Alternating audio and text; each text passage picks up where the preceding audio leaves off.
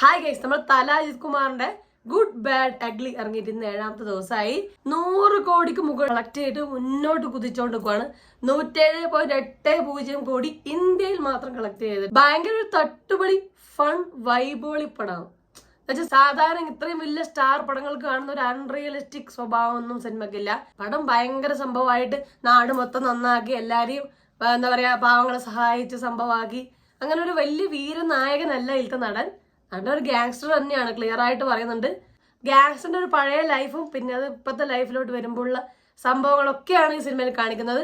അത് ഒരു fun mix ആയിട്ടാണ് പറഞ്ഞത്. ഭയങ്കര ഫൺ മൊമെന്റ്സ് ഒരുപാട് സിനിമയിലുണ്ട്. വല്ലാതെ ഓവർ ഹീറോയിസം കാണിക്കാത്തതുകൊണ്ട് തന്നെ സിനിമ മലയാളികൾക്ക് എനിക്കൊന്ന് ഒരുപാട് ഇഷ്ടപ്പെടും. നമ്മളെ ആവേശം ആ ഒരു വൈബ പടം തരുക. എന്നാൽ ഇതിലോട്ട് എത്തുമ്പോൾ തലയുടെ നല്ല ഫാൻ മൊമെന്റ്സ് ഉണ്ട്. ഫാൻ മൊമെന്റ്സ്, ഫൈറ്റും ഹീറോ മൊമെന്റ്സ് ഇഷ്ടംപോലെ ഉണ്ട്. പക്ഷെ സ്റ്റിൽ അവരത് ഓവർ ഹീറോയിസം കാണിച്ച് കൊളാക്കിയിട്ടില്ല, ഓവർ ആക്കിയിട്ടില്ല പടം. അതാണ് ഈ പടത്തിന്റെ ഹൈലൈറ്റ്. ഇങ്ങനത്തെ പടങ്ങൾ എടുക്കുമ്പോൾ പ്രശ്നം എന്ന് വെച്ചാൽ നായകനെ പൊക്കി അടിക്കാനും സംഭവമാക്കാനും കാണിച്ച് അതൊരുമാതിരി അൺറിയലിസ്റ്റിക്കിന്റെ അറ്റെത്തും. ഇതങ്ങനെ എത്തിയിട്ടില്ല എന്നുള്ളതാണ്. ഒരുപാട് കഥ എന്താണ്, ഇതിൽ ട്വിസ്റ്റ് വരും, ഇപ്പൊ അത് സംഭവിക്കും, ഇപ്പൊ ഇത് സംഭവിക്കും എന്നൊക്കെ ട്വിസ്റ്റ് ഒക്കെ വിചാരിച്ച് പടം കാണാൻ പോയിക്കൂടാ. നമുക്ക് സാധാരണ ഒരു ദിവസം ഹാപ്പി ആക്കാൻ വേണ്ടി പടം പോയി കണ്ട ഹാപ്പിയായി ചില്ലായിട്ട് വരാം. നമ്പർ 1 അട്രാക്ഷൻ തല ഇൻ ഫോമിലാണ് ഈ പടത്തില്. വിടാൻ മുറിച്ചതിലെ പടം മോർ ഓവർ ഹീറോയിസ് ഒക്കെ ഉണ്ടെങ്കിലും കഥയിൽ നിൽക്കുന്നതും മാത്രമല്ല തല അതിൽ ടോട്ടലി ഉള്ളതായിട്ട് എനിക്ക് തോന്നിയില്ല. ഒരു മിസ്സിംഗ് ആയിട്ട് തോന്നുന്നുണ്ട് ചില പോയിന്റുകളിൽ, ചില സീനുകളിലൊക്കെ. ഇതിലങ്ങനെ ഇല്ല. തല ഫുള്ളി ഓൺ ഫോം. ഭയങ്കര സ്വാഗ്, ഭയങ്കര ഓറ ഉണ്ടായിരുന്നു അജിത്ത് തലയുടെ ആക്ടിങ്ങില്. നമ്മളിപ്പോ തല ഫാൻ അല്ലെങ്കിൽ പോലും നമുക്കൊരു ഫീൽ ഉണ്ടാക്കിയിട്ടുണ്ട്. അങ്ങനെ ഒരു ഹെവിനെസ് പുള്ളിക്കാരന്റെ അഭിനയത്തിലും സ്ക്രീൻ പ്രസൻസിലൊക്കെ ഉണ്ടായിരുന്നു. ഒരുപാട് തലയെ ഹൈ ആകുന്ന മൊമെന്റ് സീനുകൾ സിനിമയിലുണ്ട്. ഉറപ്പായിട്ട് ഇതിന്റെ ഡയറക്ടർ അദിക് രവിചന്ദ്രൻ തലയുടെ കട്ട ഫാൻ ആവാനുള്ള സാധ്യതയുണ്ട്. ഒരുപാട് നൊസ്റ്റാൾജിക് മൊമെന്റ് സിനിമയിൽ വരുന്നുണ്ട്. പഴയ സിനിമകളെല്ലാം റെഫറൻസ് വരുന്നുണ്ട്.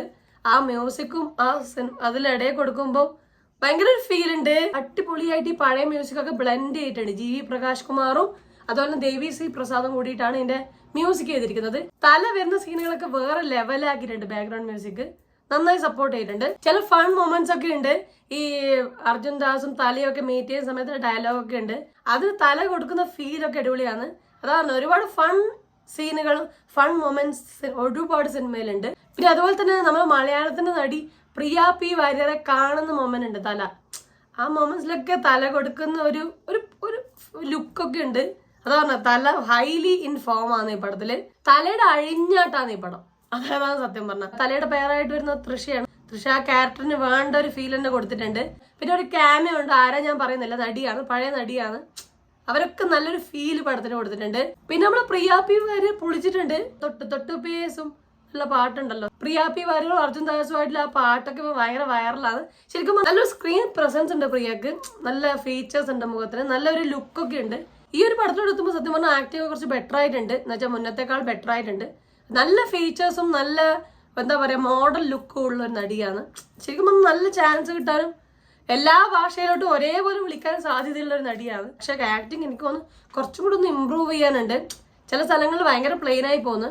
ഇപ്പം ഒരു ലാസ്റ്റുള്ള പ്രിയയുടെ സീനൊക്കെ എനിക്ക് കുറച്ചൊരു സാധാ സീൻ പോലെ ഫീൽ ചെയ്തു. കുറച്ചും കൂടെ അത് പിടിക്കാനുണ്ട്. പിന്നെ നമ്മൾ ഏറ്റവും ഇമ്പോർട്ടന്റ് ആയിട്ട് അർജുൻ ദാസ് സിനിമയിൽ വരുന്നുണ്ട്, വില്ലനായിട്ടാണ്. പക്ഷെ എന്നാ സ്വാഗാ പുള്ളിക്കാരനെ.